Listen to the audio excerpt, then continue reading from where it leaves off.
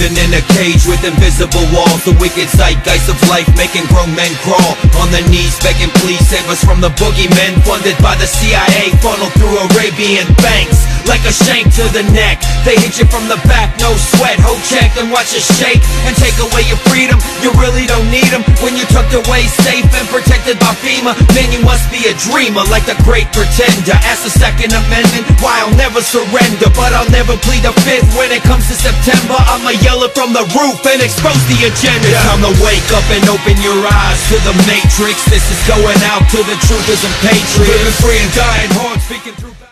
What's up, folks? Permanent Patriot here. Right now over on SSRI.com. Looking into, well, pretty much everything under the sun about drugs. SSRIs. See all the links over here. It's just, there's way too many of them to go through. You can also find a lot of this stuff under any one of these over here. One of these, a lot of them tie in together: mind control, mind reading, electronic harassment, electronic weapons. Okay, so, and then all this stuff over here is just stuff for activists, pretty much. If you've been targeted by government, you might want to take a quick look through all of that stuff. Anyhow, I'm getting pretty sick and tired of seeing all of this shit on the commercial. I remember it used to be just, one or two commercials you would see all day long about certain drugs. Now they got like almost every damn commercial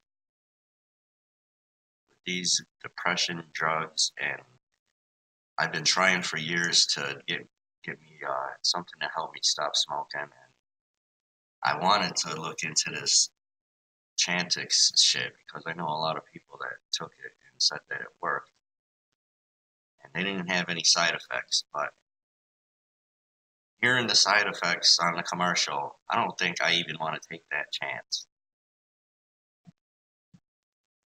So, how does an SSRI, commonly prescribed antidepressant, help you overcome depression? Discover how they improve your mood and what side effects may work over here on MayoClinic.com. Improve to treat depression, and look, all the drugs you see on television. And I even got a whole list. I'm doing another video on this, going deeper into it. But I got a whole list of all of this shit, like at least 100 of these drugs, all SSRIs, possible side effects and cautions. All SSRIs work in a similar way and generally can cause similar side effects. Though some people may not experience it. Now, I don't know why anybody would want to take something where the side effects make it worse, or the side effects are worse than the symptoms that you have. Why would you want to take that shit? I have no idea. Many side effects may go away after the first few weeks of treatment, while others may lead you and your doctor to try a different drug. If you can't tolerate one SSRI, you may be able to tolerate a different one, as they differ in chemical makeup. And that's where we get to the problem. Because all of these, look at every mass shooting over the last 20 years has one thing in common. The common denominator in mass murders. Mass murders have one thing in common. It just fucking goes on and on. Okay, there's 5 pages of it.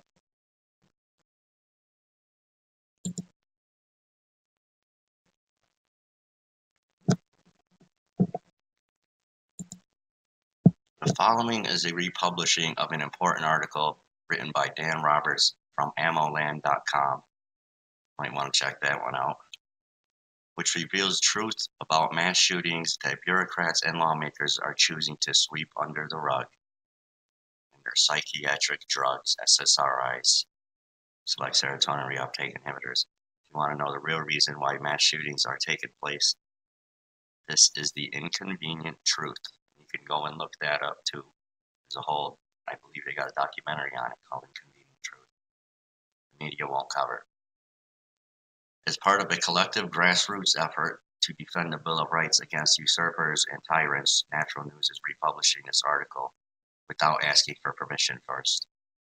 Freedom of information. When it comes to fighting tyrants and defending liberty, the unstated agreement across the entire liberty-loving grassroots community is use our articles, help spread the word. Every article I write here on Natural News, for example, may be reprinted with credit and a link back to the original source, Natural News. So here's the full article.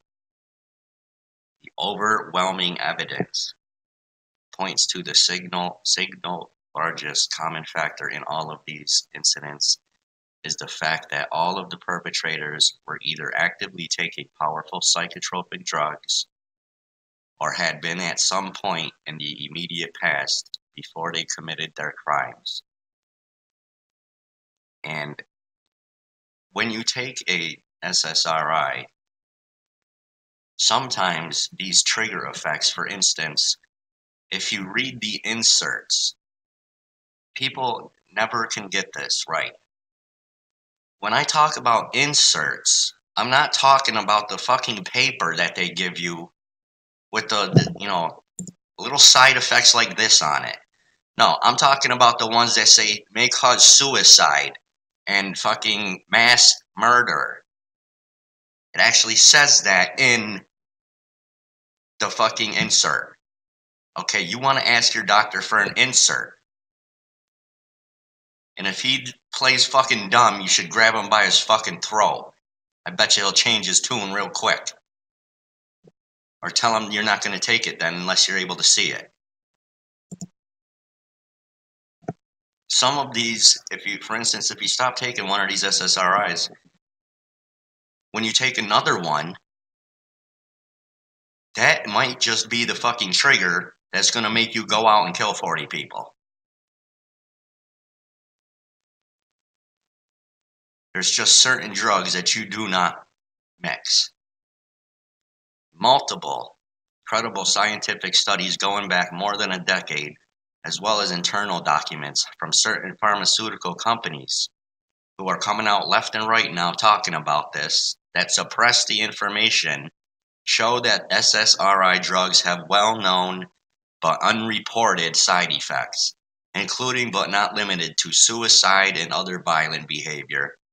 One need only Google relevant keywords or phrases to see for themselves. And there you go. You can go to ssristories.com and check it out. It's one of the popular sites that have documented over 4,500 mainstream media reported cases from around the world of aberrant or violent behavior by those taking these powerful drugs. And don't get it confused. It's not just in the United States. But the United States is definitely number one on the list. I mean, they're shoving all of this crap down our throat. Big time. The following list of mass shooting perpetrators and the drugs they were taking or had been taking shortly before the horrific actions were compiled and published to Facebook by John Noveske, founder and owner of Noveske Rifle Works, just days before he was mysteriously killed in a single car accident. Is there a link between his death and his outing of information? Now, folks, the reason you might ask yourself, well, how come all of these reports are coming from gun groups? Noveske Rifle Works or Ammo Land. Because this is how they're trying to take our guns. So they're doing their homework as much as they can, not just to save their companies and to save themselves from any kind of persecution, but to save our damn country from being disarmed. If you don't know, We're one of the last countries on the planet that's able to have firearms.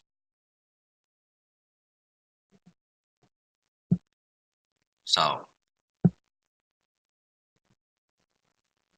and another thing that ties in a lot, all of these shooters, every single one of them, has a family member who works for the FBI or the CIA. Most of them under MK Ultra. Captain Smith, Tennessee DMV worker, who was somehow involved with several 9/11 hijackers obtaining Tennessee driver's licenses, was later found burned to death in her car. Pulitzer Prize-winning journalist Gary Webb, who exposed the CIA operation in the 80s that resulted in the flooding of LA streets with crack cocaine, was later found dead from 2 gunshot wounds to the head. And it was declared a suicide. To Frank Olson, senior research microbiologist who was working on the CIA's mind control research program MK Ultra. After Olson expressed his desire to leave the program, he was with a CIA agent in a New York hotel room and is alleged to have committed suicide by throwing himself off the 10th floor balcony. And if you folks haven't noticed, there's been an awful lot of microbiologists and other scientists, an awful lot in the past 3 or 4 years that have mysteriously committed suicide, but by looking at the evidence, it obviously was not suicide. They're obviously murdered.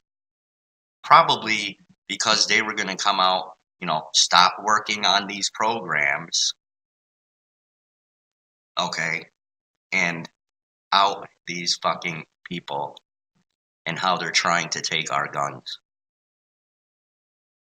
Olson's sons were successful in their efforts to have their father's body exhumed and re-examined in a second autopsy. Concluded that blunt force trauma to the head, an injury to the chest, had not occurred from the fall, but most likely in the room before the fall. It was called rankly and starkly suggestive of homicide. Based on his findings, 1996 Manhattan DA opened a homicide investigation into Olson's death, but was able to find any evidence to bring charges. There's, his kid on Zoloft, and then Luvox, the Columbine, all the way back to Columbine. This has been going on. Look at all the fucking drugs these people are on. Okay. Prozac, Zoloft, Ritalin, Prozac, Zoloft, Paxil, Celexa. Okay, so I would do some serious thinking before getting on any psychotropic drugs, folks. There's other natural herbal ways to get shit done. And I've been looking for the longest. I guarantee you, I will find a natural herbal way to stop smoking. I don't need some fucking drug that may cause me to fucking kill myself or someone else. You gotta be out of your mind to even consider taking these drugs, and then they show it on the commercial like it's no big fucking deal. Yeah, taking Paxil may cause drowsiness, nausea, dry mouth, insomnia, mass murders, suicides. Talk to your doctor if you like to take it. This is unreal, folks. This is how they're getting our guns. I want to take a look at the drug architect interactions in the serotonin syndrome, antidepressants, the pregnancy, suicide risk, antidepressants, and stopping treatment. It will always tell you, don't just stop taking these SSRIs. You've got to be weaned off of them. You can't just stop taking them, or the fucking symptoms will really kick in.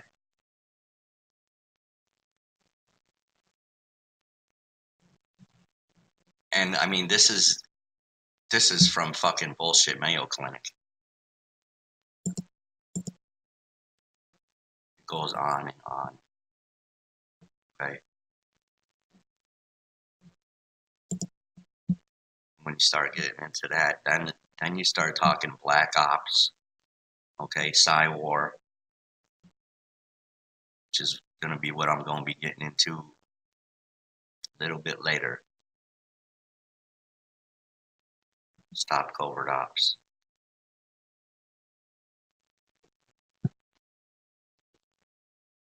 See solutions. Check out brainshielding.com and a history of political activism, okay? That's it for now. God bless and carry on.